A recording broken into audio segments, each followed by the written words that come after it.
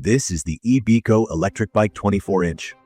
Looking at it, you instantly get that sense of power and ruggedness. The frame is heavy-duty aluminum with aggressive fat tires that shout all-terrain. The color scheme on mine is black and blue, and I have to say, it looks really sharp in person. The lines are modern and a little sporty, but it also has a no-nonsense practical vibe. There's a big 3.5-inch LCD display right in the middle of the handlebars showing speed, battery, assist level. All the essentials are right there. Even if you're new to e-bikes, you can read it with just a quick glance. When I first heard about the specs, peak 5,000-watt dual motors, a huge 52-volt 32Nr battery, claims of 40 to 45 mph speeds, and 80 miles maximum range, I'll be honest, I was a bit skeptical. Sometimes those numbers are just wishful thinking from manufacturers. But after a few weeks putting this thing through its paces, I've actually been really impressed. Let's talk about how this bike feels, not just what it looks like. The first thing I noticed was its weight. It's not a little e-bike. At about 83 pounds, it isn't a featherweight, but that's pretty typical for something with this much power. You definitely feel that stability when riding, especially when you hit higher speeds or rougher terrain. For me, the size works, but if you're on the smaller side or need something super portable, it might be a consideration. The fat tires are 24 by 4 inches, and honestly, these things soak up bumps and let you float over gravel, grass, or even snowy paths. The seat is wide and pretty cushy, which really helps if you tend to ride for long stretches. What stands out is the rear rack. It's sturdy, rated for 55 pounds, and is actually usable for groceries or camping gear, not just an afterthought.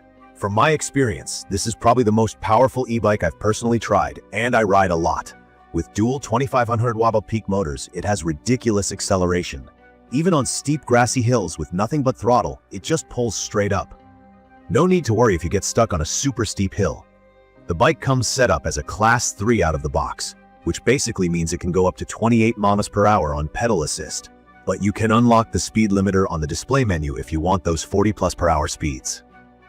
That's more than enough for me, honestly. It feels like a little electric motorbike more than a regular e-bike. The battery is a beast, a 52-volt 32Ah removable lithium pack that's all certified for safety. Bycco claims up to 100 miles in single-motor, low-pedal assist mode. In reality, I managed close to 18 miles under aggressive riding, full throttle, switching between dual and single motor a lot, with a mix of hills and some off-road thrown in. I would say if you mostly cruise with pedal assist and keep it to single motor, 40 to 60 miles is totally realistic, especially on flatter ground and in warm weather. Battery sag is noticeable though, meaning if you push the throttle hard, the battery gauge will drop. But let it rest, and you get some charge back. That's really common with high-powered e-bike batteries, and nothing to worry about. One of the key features that really stands out for me is the range of riding modes. There are 6 in total. You get pure electric with either one or both motors, multiple pedal assist levels, cruise mode, and regular bike mode if you just want to pedal with no assist. For city streets or paved trails, single-motor pure electric is efficient and still plenty powerful. But if you want to go off-road or need extra oomph for hills, just hit the button to enable dual motor, and you'll fly up anything. The built-in hydraulic disc brakes are solid. I was a little nervous about stopping power with this much weight and speed, but these 180mm rotors clamp down hard and give a lot of control, even on loose surfaces or in wet weather. Comfort surprised me, honestly.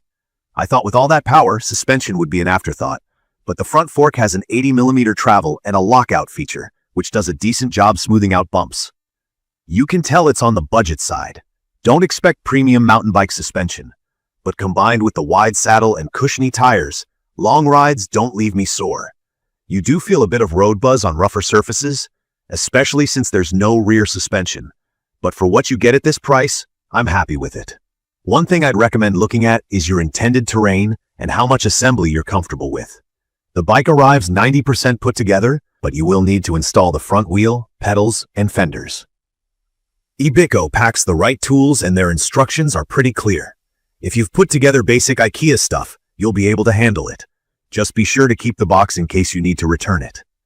I had a minor hiccup with the brakes at first, but customer service replied fast and walked me through a couple of adjustments, so no real complaints there. Let me get into what I love about this bike. Power is the obvious thing. The feeling of hitting the throttle and flying up a steep hill or overtaking cars on back roads is unbeatable. If you're looking to commute, haul groceries, or just have fun on trails and rough paths, it absolutely delivers. Range is another highlight.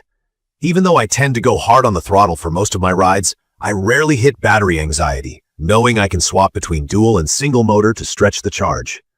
The all-terrain tires and the comfort features like the fat saddle, phone holder with charging port, and the sturdy rear rack make it practical for a lot of different uses. I really appreciate the hydraulic disc brakes. Being able to stop confidently at high speeds gives me a lot of peace of mind. But there are a couple of things that I think could be improved. The weight, for one. At 83 pounds, it's not easy to lift onto a rack or stash in a small apartment. It's fine while riding, but moving it around for storage or transport is a bit of a workout. I'm also not a fan of the right-hand thumb throttle, which starts to strain my thumb after a long session. I wish there was a twist option. Another thing that's missing is turn signals. For a bike this fast and powerful, it would be great to have built-in turn signals for safer street riding. If you're new to e-bikes or not super comfortable with basic assembly, the last bit of setup might take a little patience, but it's definitely doable. In my opinion, the Bycco electric bike 24in peak 5000 watt is just about perfect for riders who want serious power and versatility at a price that doesn't break the bank. From my experience, I'd recommend this for folks who want to commute longer distances, ride in all kinds of weather, or get off the beaten path for weekend adventures. If you need something lightweight or super compact, it might not be your top pick, but for pretty much every other use, especially if you value torque, speed, and the confidence to tackle any hill or trail, it's awesome. In conclusion, this bike lives up to its claims. It's not just about the big numbers. It feels great to ride, it's practical day to day, and it really puts a smile on my face whenever I get on it. Bycco made something that's actually fun and functional at the same time. If you want to see more quick reviews like this, or have any questions about e-bikes, don't forget to subscribe to the channel and leave a comment below. Thank you for watching.